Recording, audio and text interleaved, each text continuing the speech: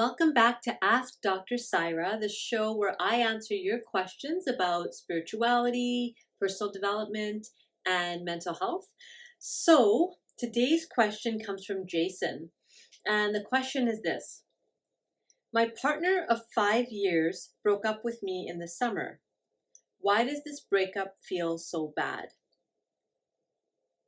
So again, my partner of 5 years broke up with me in the summer.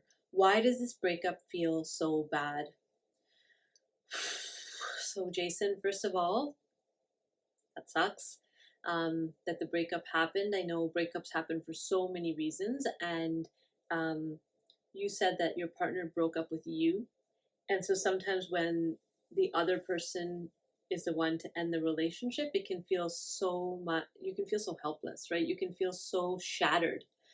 Especially if you didn't see it coming or you didn't know that something was off and suddenly it just happens. One of my teachers, Dr. Chuck Spezzano, talks about how in a relationship, both people know at some level that things aren't okay. The person who does the breaking up just has the courage to end it sooner. So by the time you're getting to a breakup, there's probably been a lot of things that have built up, right, on both sides. And so part of the loss is, of course, the loss of the relationship, but also all of those unresolved things, right, before the actual breakup. It's difficult because now you can't resolve them. You can't have that conversation that you wish you could have had for most of us. You just kind of disconnected. And why does it feel so bad? I guess the easiest way to answer that, and you've probably already thought of this, is if you love someone, if you really love someone and you're really invested in someone, then when they're gone, it's going to hurt, right?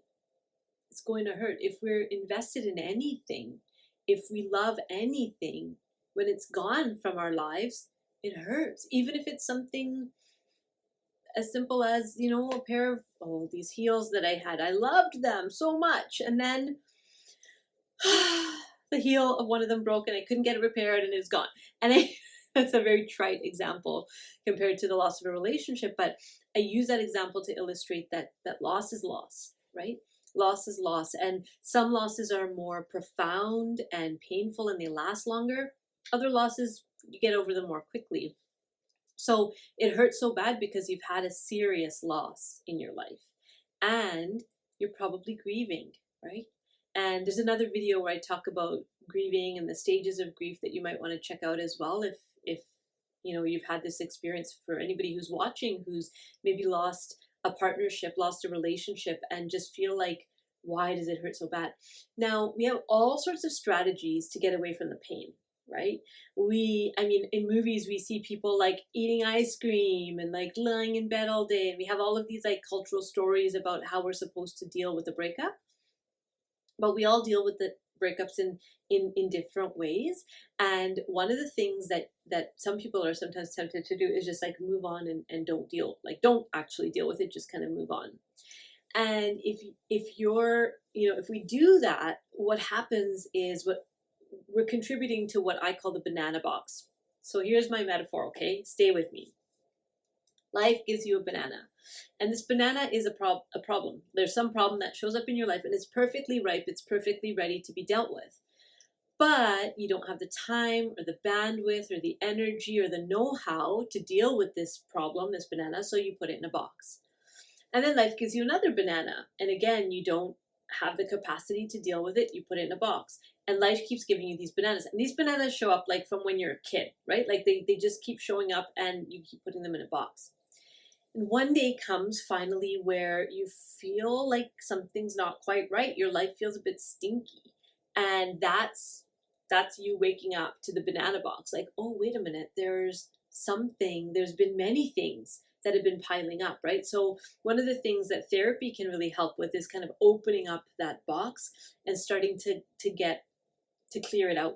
Because one of the things that we say in the field is one loss activates every loss, right? So this loss that you're feeling on the end of your relationship is also likely activating other losses that you've had in your life, whether losses of relationships, losses of loved ones, like through death, losses of jobs, like one loss activates every loss. And so it feels so bad, partly because it's not just about the breakup. It is about the breakup, but it's also about other things.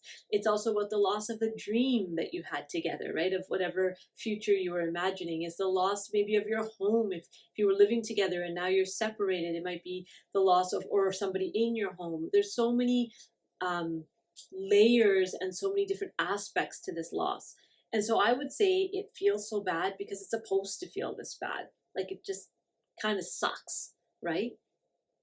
And the best way that I've found that people get through is with social support, right? Like not trying to do this alone, to be around your loved ones, to be around those who support you. And it's hard if they didn't like your partner, because then they might be like, thank God they're gone, right? But those who actually supported the relationship and those who were invested in both of you, it can be helpful to just have those people as a sounding board and realize you don't have to do this alone. Another thing that you might want to do is write a letter to the sadness, right? Write a letter to the sadness or the bad feeling. You said, why does it feel so bad? So writing a letter to that bad feeling. What do you want to do about that bad feeling? What does the bad feeling want from you? It's just a different way of kind of seeing the pain.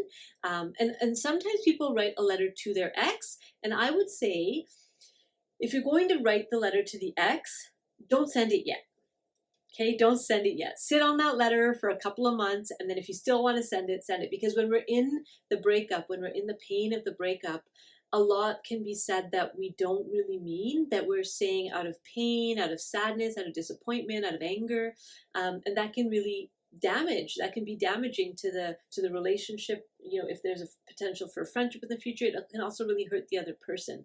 And so I would say there may be things you want to get off your chest, and it's important to do that. But do it in a way that's not going to be, at the expense of the other person. So I often recommend to my clients to write a letter to the person, but keep it in your journal, right? It's for you.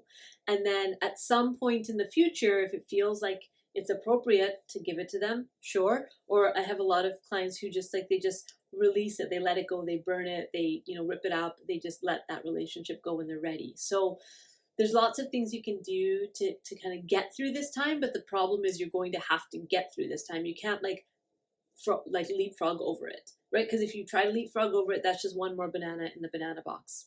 So those are my thoughts about your question, Jason. Hopefully it was helpful, and for others who are going through breakups or have been through breakups, to understand why they hurt so bad. If you have a question that would be helpful, you think, to be answered, send me a note at the email address, and I will answer your question in one of our future episodes. Thanks for joining me, and I'll see you next time.